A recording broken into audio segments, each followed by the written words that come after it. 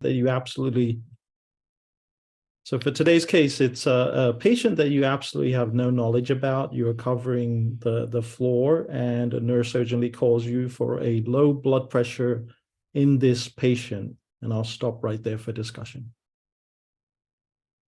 Oh my gosh, Bia, this is your first introduction to facilitating is hypotension. Yeah, I mean, that's gonna be hard, but thank you, Rabih.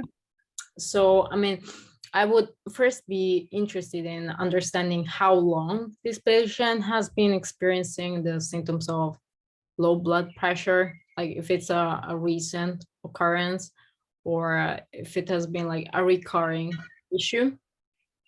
And I would be also interested in understanding whether there is a particular trigger or a particular situation that might seem to worsen or provoke this hypotension. And also be interested in whether there are any accompanying symptoms, so dizziness or shortness of breath, fatigue, lightheadedness.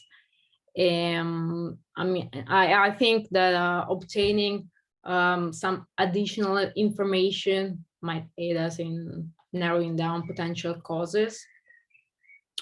I don't know, what do you think, Rabih? Yeah, you're absolutely right. You really, really need to zoom in on the details here. And these rapid response VMRs, as illustrated by Rabih's most recent one, are very, very challenging because you have to both know details, but you also have to have the ability to move without details. And I think everything that you just said is a question that you need to have answered very quickly. And in parallel, you have to have a platform to put those details on. And with hypotension, that platform is answering, is it distributive, hypovolemic, cardiogenic, or obstructive? Now, those are the four categories, and then their questions will help put patients into one of these four categories.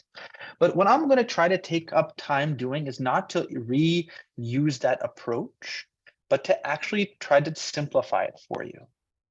The first real question with hypotension is to really understand, is it real or is it not? Because there are many ways that you can have errors with blood pressure measurement. But one detailed question that you already asked was, is the patient symptomatic or not? Often makes it much easier to understand if the hypotension is of significance or not. The less symptomatic the patient is and the more soft the blood pressure is, meaning the more distance there is between the patient's symptoms and the blood pressure, the more you're going to doubt its validity. However, there's one reason we shouldn't doubt its validity in this case, and that's the heart rate. A heart rate of 144 is very plausible to either be compensating for hypotension if it's sinus, or causing hypotension if it's not sinus. And we'll talk about that in a second. But you immediately should skip the step of whether this is significant or not, simply because there's a tachycardia. And the next step is the oversimplification of hypotension that isn't in the textbooks, but I think comes from seeing some of these patients, many of these patients. The real question with hypotension is it a systemic issue or is it a local one?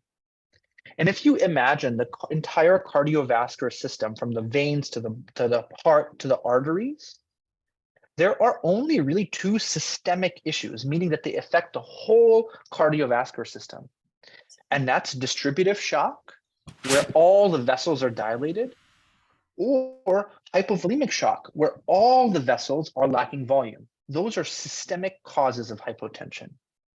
In stark contrast, cardiogenic and obstructive, there's only a problem in the central part of the cardiovascular system. There's a PE, there's a pericardial effusion, there's a massive myocardial infarction, there's an arrhythmia. It's all right here. Now, why is that distinction helpful? Every patient with a central cause of hypotension has very prominent central findings. They have shortness of breath. They have chest pain. They describe a story that is centered here significantly. In stark contrast to the hypotensive patients from hypovolemia who are like, or the patients who are septic, they don't tell a story here. And so I'm immediately looking at this case, and I will tell you, I'm really worried for a central cause of hypotension for two reasons. One, the patient has a disproportionate tachycardia that appears to not be sinus based on the tele. And the patient is tachypnic. Look at that heart rate. Look at that rest rate. It's 24. That's not normal. So I think the categories of cardiogenic, obstructive, distributive, and hypovolemic are too broad. You could often make a lot of progress by saying, is this hypotension with a diffuse center of gravity? The patient has no focal symptoms, or is the patient talking a lot about here? And if they're talking a lot here, you start to worry, do they have a cardiogenic or an obstructive component? There are many caveats to this, but let's use this framework going forward and try to get the details that you asked to help us make progress. All right, Rabih, back to you. Okay, so while you evaluate the patient, you get some history. So we have a patient here, a 48-year-old female. She has a history of valvular heart disease and hypertension, and she presented with palpitations about 1 to 2 days ago, and this was a new onset of atrial fibrillation. She underwent cardioversion because this was her first episode and was started on intravenous amiodarone and placed on heparin, and also was scheduled to get a Coumadin dose later due to elevated CHA2DS2-VASc score.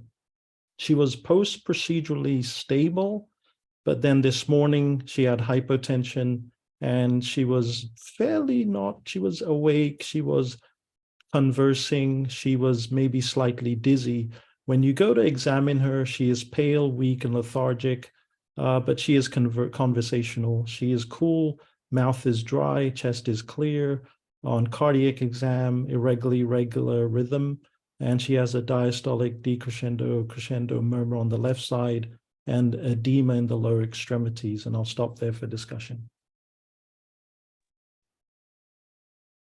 All right, Bia, what are you thinking? Oh, I'm thinking here there may be some valvular heart disease complications. And for instance, associated to aortic stenosis or aortic regurgitation. But I'm also seeing that we are dealing with a patient with hypertension, so maybe this may be a result of the medication for hypertension. And of course, there is the hypothesis of a cardiogenic shock. And in severe cases of a valvular heart disease, the heart's pumping function is often significantly compromised. And this, of course, would explain the hypotension. And I'm thinking also to potential secondary causes. So maybe an adrenal gland that is not functioning properly. So there is an adrenal insufficiency. So this would be a secondary cause of hypertension that may contribute to the hypotension. Or maybe there is some fluid imbalance,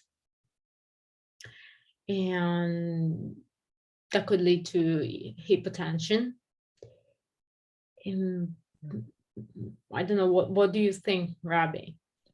Yeah, I think this is very, very tricky. It really is, because I love that you keep going back to the core problem. Like, I see your mind trying to connect everything back to hypotension. Did she get too many hypertension medications? Is it her atrial fibrillation? Did she have a bleeding event from her heparin or Coumadin, or does she have something unrelated like adrenal insufficiency? Your mind is fixated on the hypotension, and I think that's exactly what should happen. And it's so much harder now because so many other things have happened. Could this be a complication of cardioversion? Is this a complication of amiodarone, or is this a complication of heparin and warfarin? And I think all those are very, very possible. So before you in real life are two very tough decisions, because you can see on the monitor that she is having atrial fibrillation with RVR, and you've already proven that this is very refractory because she's having this AFib with RVR despite cardioversion and amio. She went back into it. So how strong and profound must the stimulus for atrial fibrillation be for her to be so demanding to be an AFib despite cardioversion and amiodarone. That's profound. And you may be happy with her valves being such a strong trigger, be it that she has aortic insufficiency, which can cause a diastolic murmur, or she has mitral stenosis, which is also causes a diastolic murmur on the left side. We don't know which one of the two because we'll need the location of the murmur to help us. But both of those can cause refractory atrial fibrillation. And so you might just say that she has really bad atrial fibrillation as a result of a prominent trigger in the heart as a result of her valvular disease, MS or AI. But you may also say, wait, hold on. What if she has a severe catecholamine surge from something else, like an acute bleed, like hyperthyroidism, maybe from the amiodarone? So I think in this situation, there's one really, really key principle. The management of atrial fibrillation with RVR and hypotension is going through A, B, C, D, amio, beta blocker, calcium channel blocker, digoxin, A, B, C, D. And if the patient is symptomatically hypotensive, doing a synchronized cardioversion. So here you're going to look and you're going to see how symptomatic is she from this blood pressure. And the very fact that she's already on amiodarone, your threshold to do a repeat synchronized cardioversion is very high. But what are the causes of atrial fibrillation with a rapid ventricular response? You really have to run the DDX for sinus tachycardia. The differential for this is no different than the differential for sinus tachycardia. So is she having a massive GI bleed, and that's why she's tachycardic and hypotensive? Is she having cardiogenic shock? Is she hyperthyroid? All those things are going to be really, really important. But the decision facing us in real life right now is whether or not to do a synchronized cardioversion to stabilize her as we send off the labs and the X-ray and do some thinking. All right, Rabih, back to you.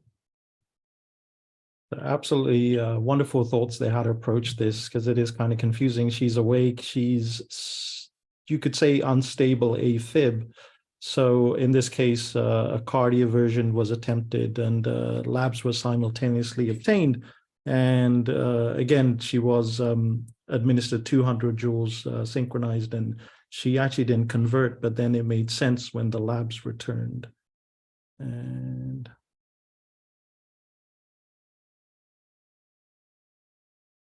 it's frozen. What a mic drop moment when the labs returned. Ba-da-da-da. Where's Amanda to do the drum roll? There we go. So the labs are back, and I'll stop there for discussion. Yeah, before you start discussing, you're gonna have to pick up my jaw from the ground. 3? Yeah. I mean, of course, we are in an urgent situation, and I mean, we have atrial fibrillation, hypotension, and but I'm interested. I would love to hear more about the labs to determine an underlying cause for both of these events. And also we should be a little bit frightened because this patient is very lethargic, very weak. So I think we're in front of a serious condition here. Yeah. And yeah, I would love to hear the labs. Yeah, you know, I'll try to help us zero in on one thing. So you have a patient who's tachycardic, hypotensive, and has a hemoglobin of 3.0. What do you think about just that combination? We'll think about massive bleeding somewhere. Yeah, exactly right. So you and I can talk a little bit more about how we're going to break this, but I think this is a great time to do a breakout room, because I think this is the tension in this case, is how do you go about this? So I'll just say that at this point, let's, in the breakout room, you can slow down and talk whatever you like, but maybe you can focus on diagnosis and workup. Management here, you probably are going to have to think about initiating massive transfusion protocol, because if your patient is tachycardic, hypotensive, and has hemoglobin 3, you need to get blood right away. And so whether you can have rapid access to O positive. Wow, it got really dark here. Whether you can get access to O positive blood very quickly, or you can start a massive transfusion protocol to try to save this patient's life. But you do need to spend 1 second on saying, wait, could this be hemolysis? And I think that this is where, if the patient has a Foley, looking in the Foley is going to tell you the answer. Because if she is hemolyzing so much to cause a hemoglobin to go from normal to 3, the urine's going to be dark and even dark red, intravascular hemolysis for sure. So that's where, while you wait for the LDH, haptoglobin, liver enzymes, so on and so forth, and that's very, very possible. But here, I think you can't assume that this person is hemolyzing when she's hypotensive, because hemolysis should not cause hypotension. So let's go back into our breakout rooms, talk about what you think is going on and what you might do. And B and I can huddle together, and we'll reconvene in about 5 minutes.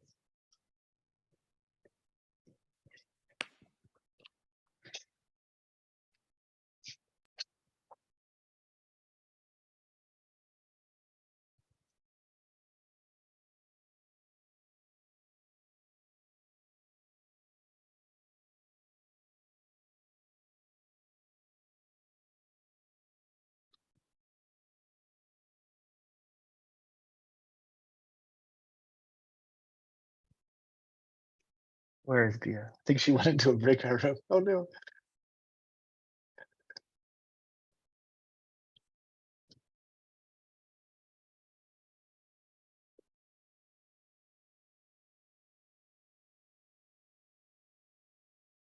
Hello. Now that you have a little bit more time, there's always this pressure to like think. What are you thinking now, Bia? Yeah. But I was in the room 5. I know I stole you back so you and I can chat. So as I was saying in the room, I'm thinking to heart first of all. So maybe trying to understand whether we're in front of a heart failure, or there is some complication like valve related. So that would explain the atrial fibrillation. And as you said, the thyroid disorder that first comes to mind to me is hyperthyroidism that may trigger atrial fibrillation. And like moving on, I'm also thinking to the lungs, maybe like COPD, or that would trigger as well of atrial fibrillation. And of course, the history of hypertension doesn't help. And the fact that she's taking medication doesn't help either. And but as I was saying, I would love to know more about the labs, for many reasons. One particular, the blood loss might narrow down potential causes, but also would help us understand whether we're in front of an endocrine disorder, so an adrenal insufficiency, or other hormonal imbalance that would explain the hypotension.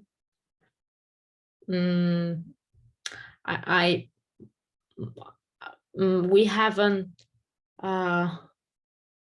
spoken about that, but maybe it's very like it's not the most likely thing, but it could be also some sepsis, like but yeah, these are my thoughts. Yeah, I think that you're casting a very wide net, and that's important to do for a sick patient like this. You're still thinking sepsis, you're still thinking hypothyroidism, and that's because she's too sick for you to be precise, you know? When somebody's this sick, you can't just sit there and be like, oh, I think it's only one thing. It's too risky. And at the same time, it's hard to ignore such a deep anemia and deep thrombocytopenia, you know? So I think staying broad, but at the same time holding close to. I'm sorry, I didn't see the labs. I mean, the slide, I Yeah. didn't see the numbers. Oh, the hemoglobin is 3, and the Okay, platelet no, count is. I didn't see the slide. I Oh, saw that's okay. white blood cell, but without any number. That was why I was Oh, really really? talking. Oh, yeah, no. yeah. And so how do you now, but I think it's good to be broad. So how do you then see hemoglobin 3, platelets 90? Yeah, as you were saying, I mean, there is certainly a blood loss, and it could be also something that is kind of attacking the blood cells and our platelets. So we might want to dig more into that. I don't know whether I'm also thinking she has just had a valvular intervention. So there may be some infection, like for instance, staphylococcus. And that would explain the atrial fibrillation and the hypotension because of the sepsis that occurs. I mean, this is a scenario that I like a lot. And and it's also very common that now that I think about it. 100%. 100%. Yeah, I think you have atrial fibrillation, hypotension, anemia, and thrombocytopenia as the key things. And I think there are many ways you can connect them, but the most morbid way would be that the patient has acute anemia and thrombocytopenia. And then how can you connect those to atrial fibrillation and hypotension? The simplest way would be that she has bleeding, but that doesn't answer the thrombocytopenia. So you might say, oh, why would somebody get acute thrombocytopenia? And that's where looking at to see what she got heparin. So you might say, oh my gosh, could she have had heparin-induced thrombocytopenia that caused bleeding? So I think the operating hypothesis, we'll let everybody in back. I'll summarize it to the group is she's hypotensive. That's what the problem we're solving. And the clues for her hypotension are that she has a hemoglobin of 3. Why she has a hemoglobin of 3, the clue for that might be that her platelets are low. And why her platelets are low, acute thrombocytopenia, I think we should worry about the heparin. But we'll see what Rabih gives us. Let me bring everybody back because it takes about 1 minute for them to all. Yeah, keep going. We have a minute until they come back. I just have to hit the button for the 1 minute. Yeah, the only thing that I remember from pharmacology is that we wouldn't have a patient who's just pale. Like we would have something manifesting on the skin, some necrosis that we aren't seeing here. That's right. Yeah, heparin-induced thrombocytopenia can be accompanied by some necrotic findings for sure. Yeah, it's tricky. I'm really excited for Rabih to do the reveal. I think people are still, room 2 is still really talking it through, so we'll give them a second to come back.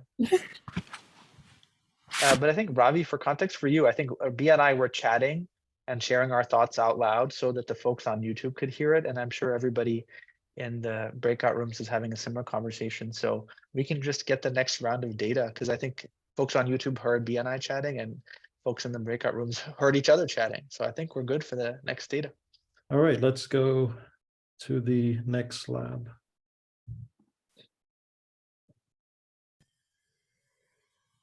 Okay, then we have the chemistry. So sodium came back 135, potassium 4, bicarb 16, BUN 36, creatinine 2.5, baseline was 0.9, lactate 4.6. ALT, AST was normal upon admission. ALT is now increased to 7642, AST 5400, Billy 2.2, PT 34 seconds, INR 3.6, PTT 80. I may have the PT wrong. It's this is a 12-year-old case, so but go by the INR and PTT. And I'll stop there. Rabih, can I just ask one clarifying question? Do you have the baseline hemoglobin on admission, or is that unknown at the time? I think it was 9, 10 around there. There was some anemia of chronic inflammation. 9 or 10. Okay. All right. Bia, do you want to just sort of summarize what caught your eye? There's a lot of data here. What part really jumped out to you? The PTT, for instance, that should be in between 25 and 30, but I'm not sure if the electrolytes are kind of normal, but what caught my eye is the creatinine and one, which are telling us that the kidney isn't functioning properly, and the ALT and the AST are very, very high. Yes. And so is the INR. So there is there is a lot that is not going well. So I'm thinking that many organs here are involved. Yeah. And we should understand what's causing what. Like, it's the magic loop of heart, kidney, liver, what's coming first. And since we were starting from the hypotension, I'm still thinking of DIC, so diffuse intravascular coagulation that is that may cause the shock. But again, I liked a lot the picture of what I told you in the room.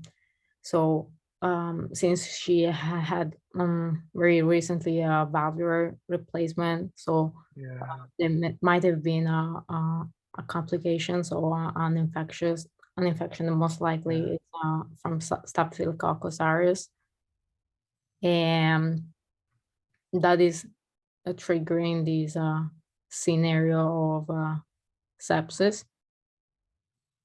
And so the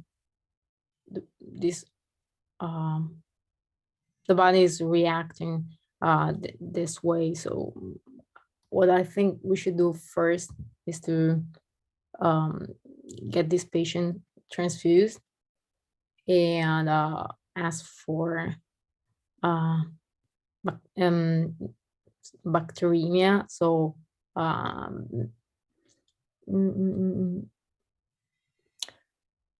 I would go this way, like to understand whether there is an underlying infection.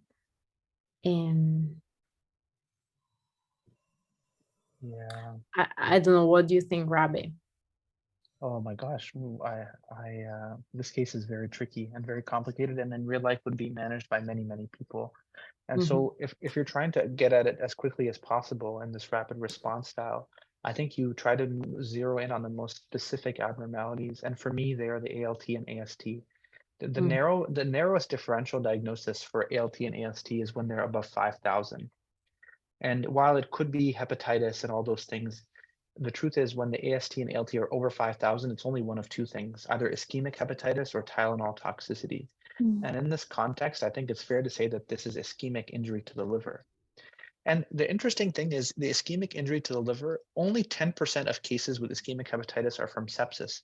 Over 90% are for cardiogenic shock. And the reason is because cardiogenic shock impairs the liver in two ways, both venous hypertension by blocking the outflow of the hepatic vein and underperfusing the hepatic artery. And that dual hit hypothesis accounts for why ischemic hepatitis is much more commonly seen in cardiogenic causes of hypotension than in septic causes of hypotension. So for me, I'm really struggling now whether this patient needs diuresis or whether this patient needs fluids. I'm struggling to try to explain why she would be so acutely anemic and thrombocytopenic. And it's hard not to worry about DIC, as you said.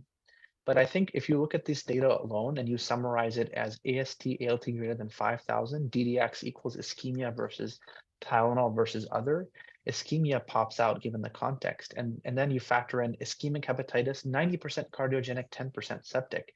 And then you factor in atrial fibrillation and you factor in valve. I think it's hard not to worry about this being a central cause of hypotension with cardiogenic shock driving all of this. So how would you proceed going forward? I think this is where your point of care ultrasound and your BNP will be profoundly helpful. If her IVC is massive, then you've gotten a lot of clarity. So I would be trying to image this patient at the bedside to look for blood loss in the intra-abdominal or retroperitoneal area and to look at her IVC. All right, Rabih, tell us more. I think we're a little over time, so I would totally, in this case, I don't know how we can discuss it even more tightly. It's very, oh, look at that. Okay, Thank you, Rabih. Yeah, we need to hurry up because it's 30 minutes, but essentially abdominal ultrasound, looking at the liver was normal. There was nothing going on in the abdomen, retroperitoneum, the vessels were fine. Echo, take a look at the heart. There was a little LV systolic function, moderate mitral stenosis, X-ray was normal. And EKG, as you saw, was showing atrial fibrillation with rapid ventricular rate. Any discussion there, or should I go on? Why don't you give us one more piece of data? We'll discuss them together. Okay, let me see. I have to. Oh, we ordered a test. We may have to stop for discussion. Okay, all right. Yeah. Rabih figured this out with one test. I have no idea what's going on. What are you thinking?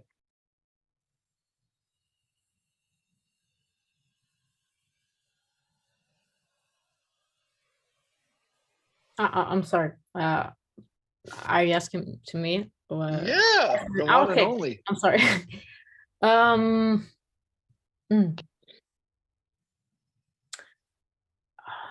I'm thinking. I mean, I will be interested, but perhaps I'm very stuck on my picture. But so all the microbiological panel, but something in particular.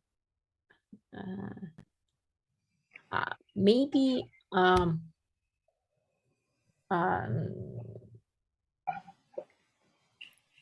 antibodies, so that would explain an hemolytic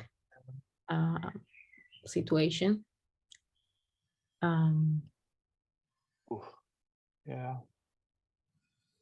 On a scale of 0 to 10, how confident are you in your understanding of this case? Because I'll share mine. Mine is -2. What is yours? Okay, thank you.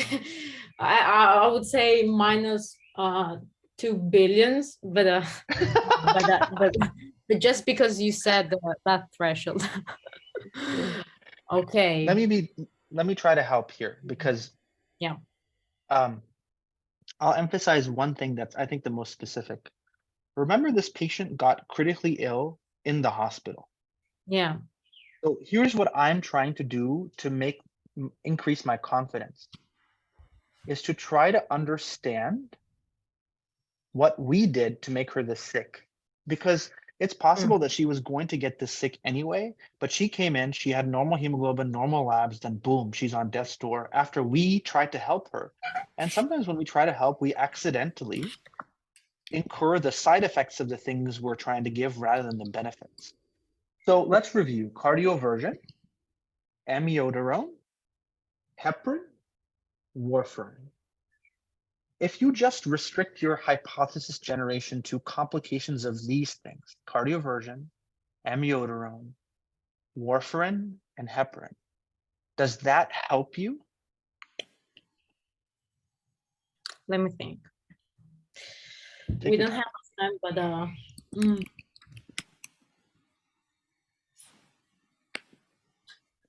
here, I'll ask you a even more specific question. A lot to warfarin, like the collateral side effect of hemolysis and hemolysis. Yeah.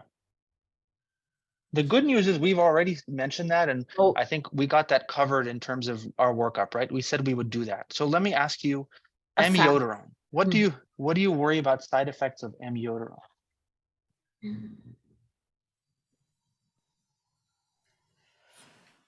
Here, I'm gonna point. Mm. Look, Bia, I'm gonna point. Wait a second, because I view just myself, so. Okay. Here. Do you know this one? The Something in your thyroid. neck. Yeah. Yeah, what can amiodarone do to the thyroid? Induce hyperfunctioning. Yes. Think about this case. You give her amiodarone and then she almost dies. I think if I'm getting a test, I would get a TSH and free T4 rapidly in this patient. Why would she have anemia and thrombocytopenia is I worry that she has a very rare mechanism of anemia and thrombocytopenia, which is rapid development of portal hypertension and rapid splenic sequestration. So let's learn from Ravi how he cracked this case, but I will share one pearl. If atrial fibrillation is going wrong, you have to have a TSH. If atrial fibrillation is showing up at your doorstep, you have to have a TSH, but you especially have to have a TSH or free T4 if atrial fibrillation is going wrong, especially if it's going wrong in the context of amiodarone, because you just gave this patient 1 billion units of iodine. I see. So let's hear from Rabih what he did, but I think it's important to get a TSH. In this case, it may not be the right thing, but that's what I would be worried about. Absolutely stellar walkthrough. Such a difficult case. It was in real time. There was just a flight of ideas. It was just trying this. What happened to this lady? And I kept looking at her. Just imagine this pale lady, like you absolutely highlighted. I love that you mentioned that she came into the hospital and we did something, and then highlighting all the interventions. So you're absolutely on point. And I kept looking. So the first order of the day was to stabilize the patient, getting blood. Actually gave us some boluses while waiting. If you don't have access to blood right then, go ahead, bolus, try and get the MAP up above 65, restore perfusion, get that lactate down, then start blood as soon as possible, get her to ICU. The atrial fibrillation is refractory to hypotension. If you ever had a patient with sepsis, the AFib will not break until the patient effervesces, and then the sympathetic surge comes off the patient. But then I kept looking at the labs. I'm like, where's this blood? Remember, you were kind of like saying, where's this blood going? Or where is this? So doing a rectal, it was negative, and then getting CT. Remember, her legs were edematous. Okay. So her legs actually were sequestering all this blood. Oh, wow. And she had bilateral thigh hematomas, which really knocked, like, well, it gobsmacked me. I was flabbergasted to see this. And she eventually went to ICU. So I was like, oh, did she bled? Did she get like too much heparin or Coumadin? The PTT was fine. But what then was considered by cardiology was something called amiodarone-induced hepatitis. So when looking this up, and I absolutely learned this, I had no idea. And Rabih, I was like, the thyroid storm maybe from the amiodarone. But there is an entity called amiodarone-induced hepatitis where amiodarone, and if you follow the protocol, you give an IV dose, 150 over 10 minutes, followed by an infusion. And the PAN usually is this hepatocellular, and if you do the R value, it's high. And the latency, usually you can develop this within a day. And this lady developed like over a day and a half, if I remember, of her receiving it. So by stopping it, once the hemoglobin, the anemia was corrected, we also gave a protamine sulfate and FFP and massive transfusion. And stopping the amiodarone, her liver enzymes actually came down over a period of a couple of days, and she actually walked out of the hospital. And I was very surprised because I thought we were going to lose her the way she was looking. Oh my God. Yeah, you have to. Yeah, go ahead, please. I don't have anything to say. I have no words. First of all, Rabih, you didn't help me here. Like, this was my first time discussing. I was expecting a simple case, and you bring us this superb, but complicated case. But wow. I mean, I think it stresses that the physician must be very, very, very careful when giving treatments and medications. And I also wanted to take a few seconds to stress how grateful I am to be here. I don't feel like any, I'm not afraid of judgment. So I would like invite everyone who's watching this from YouTube to join this amazing community. I mean, it's becoming my family, and it's amazing for me because I'm always learning something, and everyone is so enthusiastic and passionate, and is so supportive, sending love. I mean, it's so rare.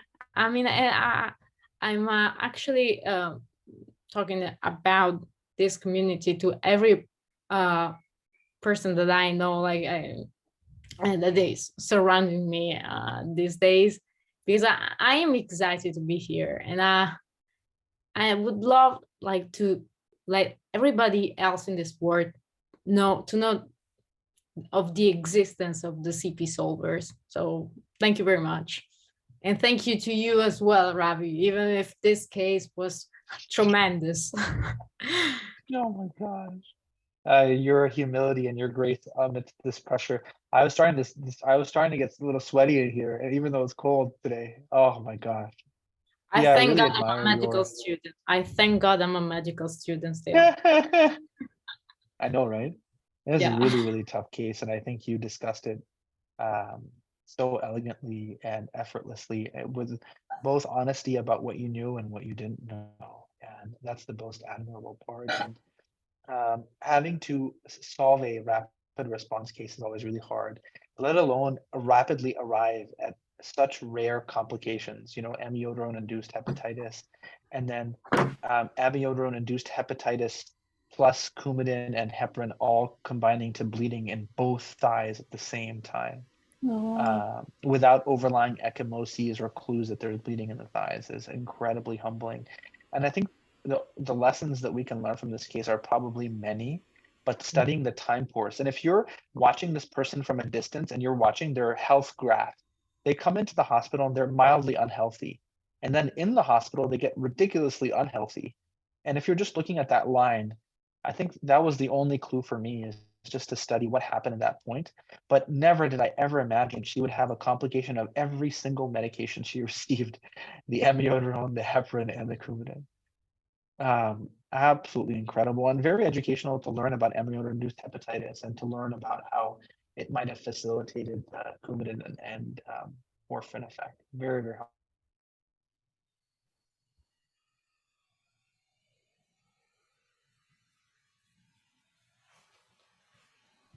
I think, did we lose Rabih there for a second? Yeah, probably. Yeah, it's frozen for me as well. Yeah. Rabih, I'm expecting your apologies here. Oh, sorry. Yeah, this is a case from 12 years ago, and it still haunts me to this day. But it's for a rapid response case. It's a absolutely stellar case. I think to highlight hypotension. So what do you do when you face a patient with hypertension? And you did a great job going through causes of hypotension, like endocrinopathies. Is it a vascular issue, filling issue? Is it septic shock, like affecting the vessels? Is it a cardiac issue? And then medications and obstructive, like pulmonary embolism. So definitely that's a differential diagnosis to run at the bedside rapidly to try and figure out then what is the cause while you implement therapy simultaneously, like crystalloids or replenishing blood. So I think we'll end it there unless Rabih returns. Anything you learned from this? I made it. I heard it. You made it. Okay. Yeah. We saw your frozen picture there for a second, so we're just kind of filling up some time, but I just was like, if there's anything to learn from this case is a rapid response of a differential of hypotension, which you actually went through at the beginning. But any closing final words, Rabih? No, my final words were to pass the mic to you for final words, which you did even without hearing that. So I think that's superb. I hear that Umaima has a really interesting case for us tomorrow, so hope to see you all there. Thanks, everyone. See you tomorrow. Bye. Bye.